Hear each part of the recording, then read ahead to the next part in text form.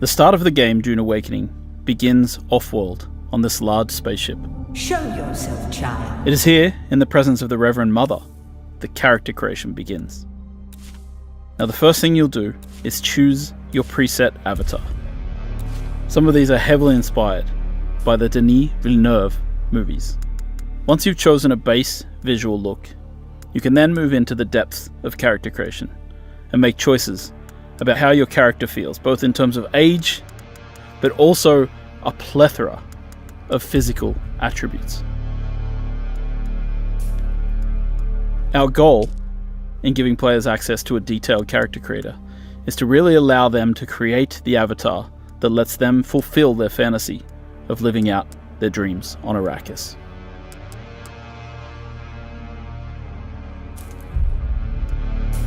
There are a multitude of hairstyles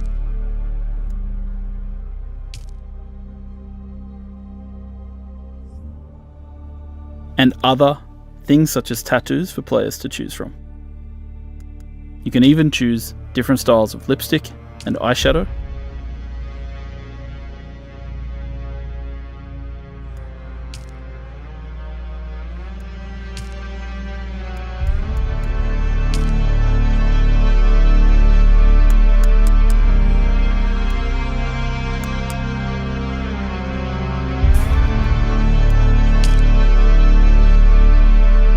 You can choose the muscle tone of your character, from height, arm thickness, leg thickness, neck length.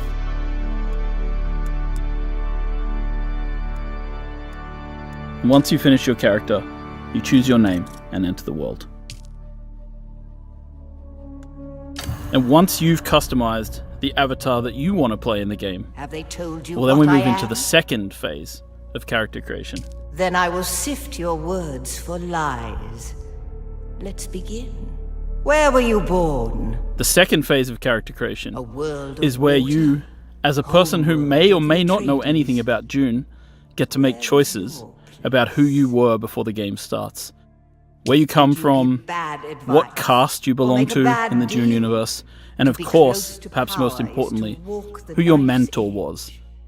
Who was your mentor? Your mentor determines your starting set of skills when you enter the game.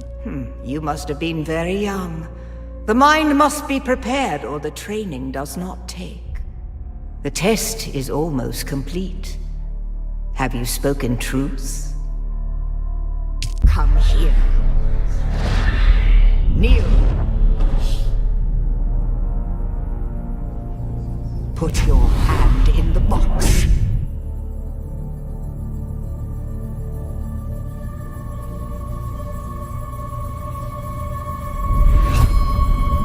I hold at your neck the Gonjabar, the high-handed enemy. Don't pull away or you will die. Great plots are afoot in the Imperium, and the currents of intrigue run deeply. Arrakis is the key, and the Fremen are missing. You will go to Arrakis as our agent, prisoner. You have one task. Find the Fremen. Wake the sleeper. You will know when it is done.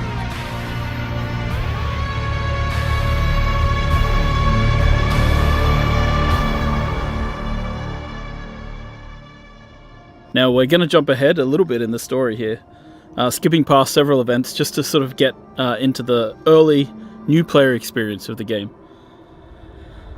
And you'll see that the player, after various shenanigans, wakes up here in a cave. And as we sort of look around the cave, we'll notice that it's filled with Fremen and the remnants of, this ancient culture.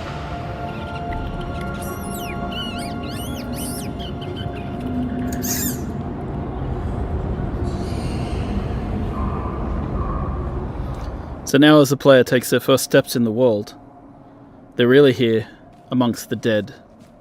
And so the first question they should be asking is, what happened here? Who are these people? And, this is just a place where we give players a little bit of time to adjust their settings, get a feel for the movement keys, and then move forward into the cave. And they'll stumble upon their first major interaction point, which is the Frem Kit. The Frem Kit in our game serves as both a backpack for the player, of course, but also really a guide. The Fremen used to pack these with interesting objects that they could use to survive in the desert, and it's no different from the player. So here they begin their first crafting experience, crafting a small scrap knife out of metal that was in the Frem Kit. These caves have been moisture sealed in order to preserve the moisture of those within the cave, and so the player, as they explore, will be able to use their scrap metal knife to pierce the seals and escape. So really this entire area, built using Unreal Engine 5, is just to sort of get the player and ease them into the path. A lot of survival games have very abrupt, very harsh beginnings, and we tried to, make the experience of joining Dune Awakening just a little easier, just give people a little bit of a feel for the world before we really toss them out into the harshness that is the desert of Arrakis. So here we've crafted a heal kit, and we're going to use that to heal our character. And once we're healed, you'll see that our stamina bar in the bottom left appears. And now that we have stamina, we can climb. The climbing system in Dune Awakening is based in part on the one that we built for Conan Exiles. It's a free-form climbing system. It can be used to climb almost anywhere. And as you'll see later, the new technology available in Dune Awakening, such as suspensor belts, allows us to do even more interesting things with traversal.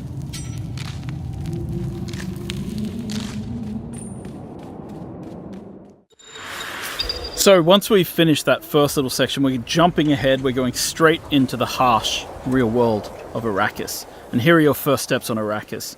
Your ornithopter has crashed, and you've got to escape from the crash site immediately, because the sandworm always comes. And what you have to keep in mind is, these are the little ones. So these are the first sandworms you encounter in the game. There's bigger ones later on. The other thing that you have to pay attention to as a player is sunstroke and heat. So if you see in the top middle of the UI here, we've got this sunstroke bar building up. The longer you stay in the sunlight, the more chance you have of getting into this sunstroke state. And of course, our player here, not the sharpest knife in the drawer, has decided to stay in the sun and try harvesting water from plants. So he has become sunstroked. Sunstroke gives you a debuff. It means that your water goes down much faster than it normally would. That means you'll need to drink more often. So stick to the shadows, avoid the sun. It will eventually wear off if you stay in shade long enough. So now that we've made our way out of the first part of the desert and we're heading deeper in, we're going to start to harvest in the game world. So harvesting in a lot of these survival games is quite similar. In this case, we're picking up items, but we're about to pull out what's known as the cut array. And what we do with the cut array is we analyze structures to find their weak points, and then we cut along those lines to break open the structures and gain the resources inside. This is like mining. We apply it both to rocks, we apply it to metals in the game world. And at the start of the game as a player, you'll just be scrounging around, picking up, finding structural weak points in rocks that you can harvest, breaking them apart, and taking those pieces with you. Now we've jumped ahead a little bit, and we see that the player is starting to be affected by the spice in the air. And this means that players need to get somewhere safe, in shelter, before the spice overwhelms them and overwhelms their senses. And this is another large part of the game. We're not going to show too much of it today, but spice is a very important part. With the world broken apart by the War of Assassins, there are NPC bases scattered all over Arrakis. We're switching to a different character now, one who's slightly more advanced, and he's using his binoculars to mark an NPC outpost. We're going to mark that. That marker will then appear on our compass, and you're able to approach them in any way you like. In this case, our character uses a Shigawire claw combined with a suspensor belt to get up to high ground and approach the enemy base from above. Kind of one of the interesting things about Dune Awakening is just how you can combine the different abilities. And this is how traversal really plays into the game. Like, you end up being able to attack these bases from any angle that you'd like. Now, our player is going to craft the first gun in the game, known as a Mauler pistol, which translates to, the basic kind of weapon in the game. As you may know, in Dune, bullets are not the preferred type of ammunition. Instead it's darts, which are fired at a slower rate in order to try and attempt to pierce shields. Now this early in the game, enemies don't really have shields, so the player is going to sneak into the base from above and use a combination of their early abilities. In this case, dropping out a grenade, then sneaking around the corner, and beginning to get into NPCs head on.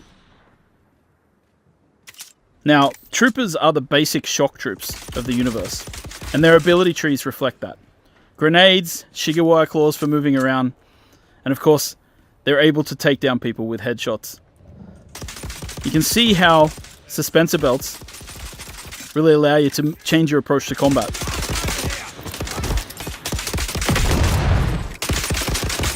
Dune Awakening is at heart a third-person shooter with melee and abilities. And it's the combination of melee, abilities, and range shooting that creates what we call combined arms in the game.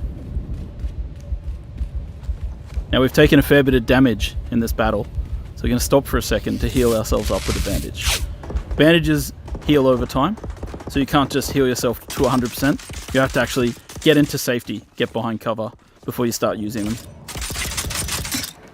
Now we're going to quickly switch to a slightly different character to show off more of the melee that we have in the game, because you're about to see that when a character gets in close, it's melee time. This character has Swordmaster abilities. First of all, the knee charge, which is about getting in close to do damage in combat, and then quickly setting up to a riposte, which allows you to parry and return massive amounts of damage to your enemy.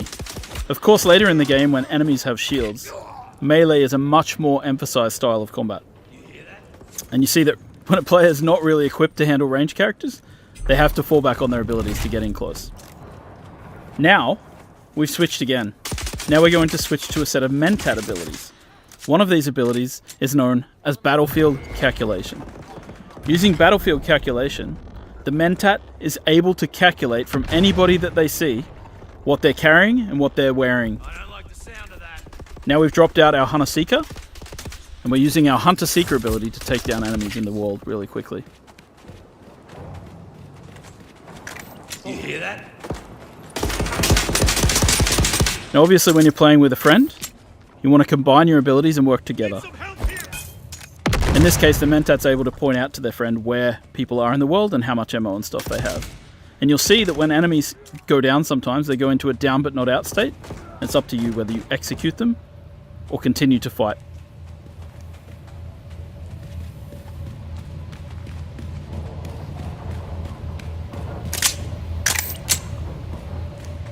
After a quick reload, it's back into the battle, with our friend coming from above and throwing out one more grenade.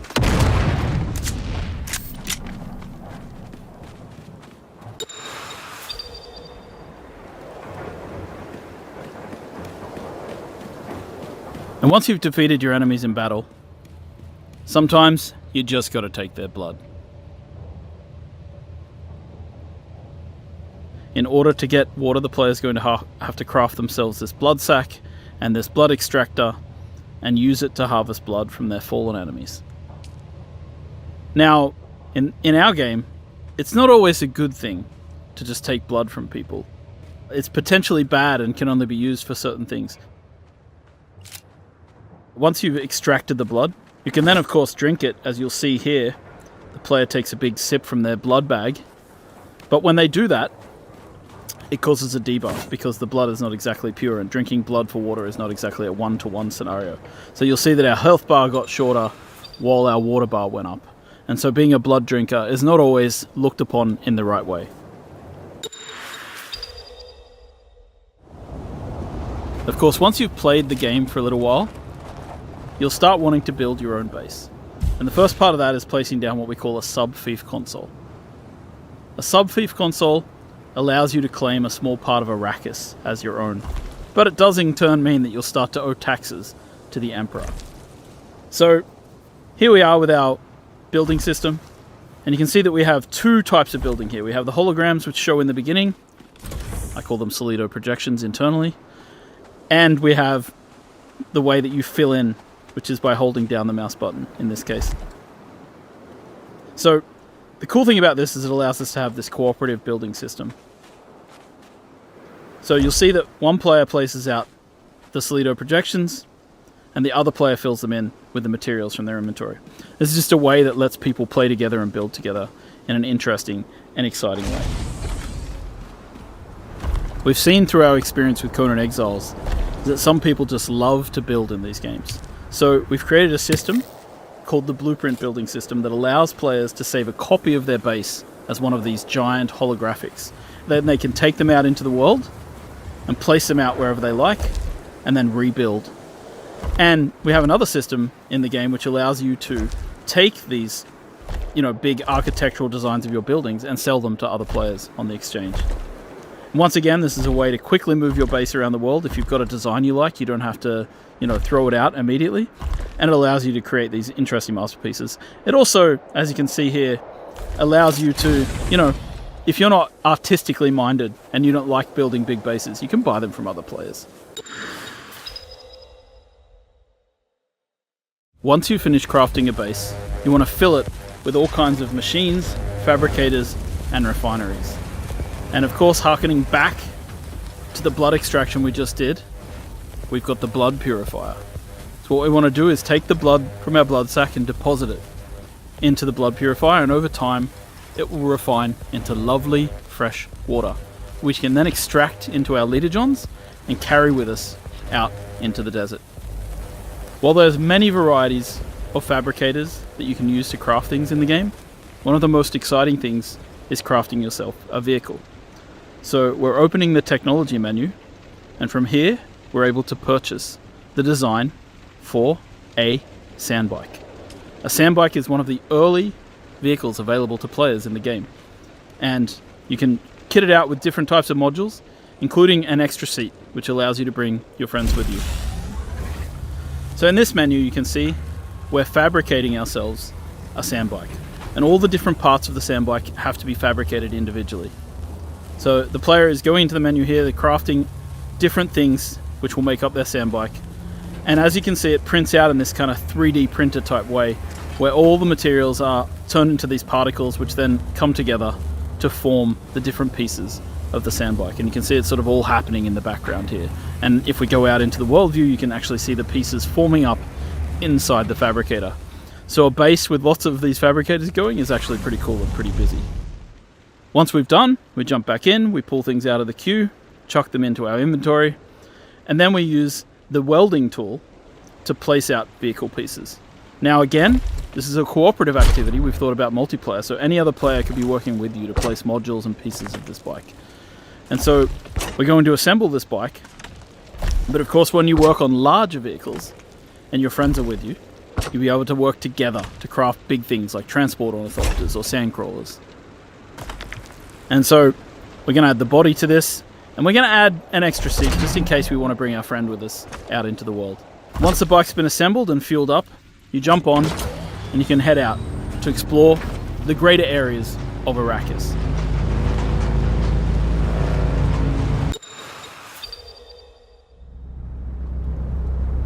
Heading out into the world to explore can be a dangerous experience. And as you explore the universe, you'll find certain dynamic events will occur. In this case, the War of Assassins has claimed a new victim, a ship which falls from the sky, spilling its loot all over the sand. So we head out there to see what we can get, to harvest and gather as much as we can.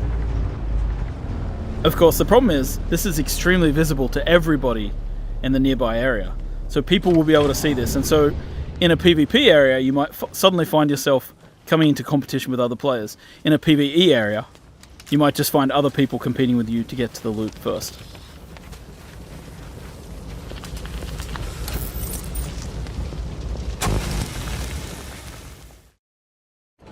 And of course, at night time, there are different kinds of threats. Because while the heat of the day is dangerous, at night, the Sardaukar patrol this area of the desert with huge spotlights, searching for players. Now this player is over here, harvesting dew with a dew reaper, sucking the water off the surface of these plants. And they've been captured and seen by the Sardaukar. And the Sardaukar send down troops who come floating down out of the sky to attack and destroy the players.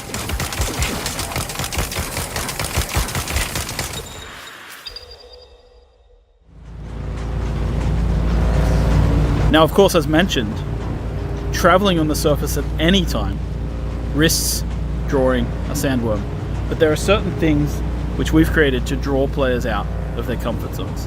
So in this case, there's a special type of sand here on the surface, known as flower sand. Flower sand, according to the books, is the softest kind of sand, and players can use it to refine it into a variety of different materials that they need for crafting. So you want to come out into the desert and you want to try and find flower sand, but you have to be wary and pay attention, because as you harvest, you risk drawing the attention of the sandworm.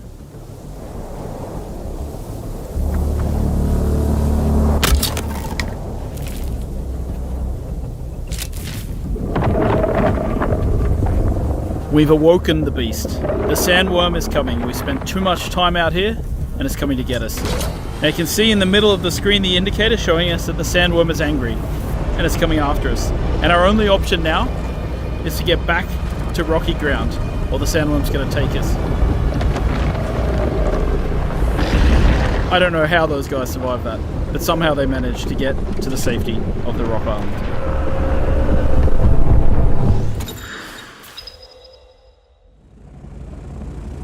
Once you've crafted your first ornithopter, you'll be able to take to the air and your entire perspective of the world shifts. From here, it'll make traversing the world a lot safer because you can avoid the sandworms. It'll also help you to go out into the larger world of Arrakis.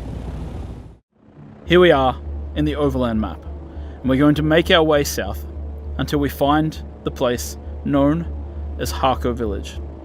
Harko Village is the current seat of the Harkonnen, after their city, Carthag, was destroyed in a nuclear explosion during the War of Assassins. There's more details like that in the lore of the game for players to discover and explore.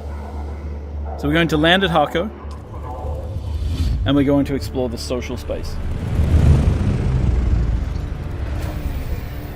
Once you arrive in Harko Village, you'll be able to meet up with other players, interact with them, trade, and create guilds. The game has a variety of social interaction mechanics, from emotes to grouping to a chat. Throughout Harko Village, you'll also interact with story characters, follow the main story. You'll be able to meet vendors who will sell you exotic items. They let you live. That is interesting. You'll be able to get a feel for how the factions are viewed in the world, and of course, you'll be able to swear allegiance to one of the major factions, the Harkonnen or the Atreides. Swear your guild's allegiance and begin to take part in the politics of the Imperium.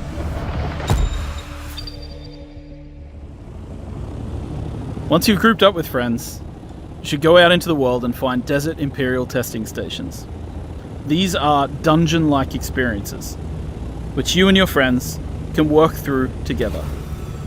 So here we are landing our various ornithopters outside of one of the desert testing stations, and we're going to head in as a group. Now it's really important to prepare different skills and abilities. These areas tend to be more of a challenge, and it's great to work together to complement each other. So this is the skill tree. Here you can equip different types of abilities and techniques. We have 3 slots for abilities and 3 slots for techniques. And there are multiple different trees depending on the type of trainers that you've interacted with in the world. So our character here is going to equip a series of abilities that complements the rest of their group. In this case, Swordmaster techniques. Alright, so we're heading in, and of course you can use dispenser belts to traverse as you'd expect. And we're going to explore this Imperial testing lab. You've entered Desert Botanical Testing Station number 163. I'm Dr. Wen Olmeca, Senior Plant Geneticist here at the station. Testing stations have storylines as well as enemies to fight and loot to be found. So you really want to go in here and enjoy the experience. Playing through with friends, working together, using different weapons and trying out different techniques. Now this player has placed out a portable cover. This is a different ability to what we've seen before. And you see that the enemies here have shields. Using the flamethrower, It's easy to get through a shield because you can burn the air around them.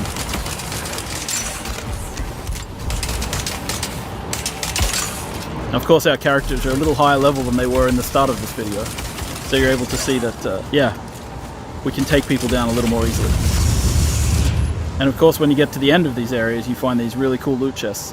And in these loot chests, you find specialized components that are used for crafting exotic weapons and items. The end game of Dune Awakening takes place in the deep desert.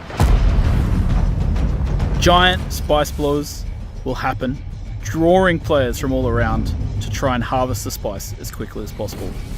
You want to get there first, and you want to try and take as much spice as you can before an enemy guild shows up to try and take it away from you. Now, of course, if you're clever and you start to lose the battle, you might place out a thumper, and that limits the time in which people are able to take spice, because then the big worm is going to show up.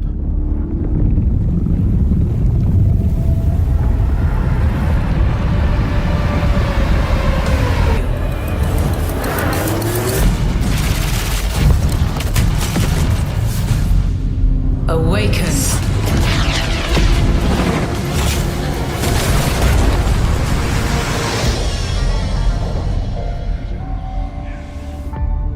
You begin as a nameless prisoner. Sculpt your appearance, choose your background, and then crash into the planet. You are abandoned and alone. Hunted by sandworms. Scorched by the unforgiving sun. Ravaged by sunstroke. Stick to the shade. Chase the moving shadows. Survive. Welcome to Arrakis, the most dangerous planet in the universe. Meet hundreds of other players in the vast online world. Befriend or betray those you meet. Form a wary alliance, in this case, a spit dart rifle and a still suit, for your help taking down territorial deserters. Working with others will always increase your chance of staying alive. The Deserter Base. Climb to a vantage point and prepare for violence. Your choice of weapons and abilities determines your strategy. Swordmasters lead the charge into battle, literally. Repel ranged attacks with a shield, and then take them out, one by one. Deploy the Hunter-Seeker and kill from the shadows. Take what you can from the Fallen. On Arrakis, nothing of value is wasted. Mine, harvest, and gather with your group to build bases and unlock more advanced equipment, like the Blood Purifier. Refine the blood you collected from your enemies to extract drinkable water. Craft improved equipment using fabricators. Replicate your bases in new locations with the blueprint system, and then sell blueprints of your architectural wonders to other players. Lead your group to become a guild. On Arrakis, a nameless prisoner can rise. Construct an ornithopter and take to the air. The world is yours to claim. This is Dune Man Keith Filari reminding you to bear your route and return with a full spice load.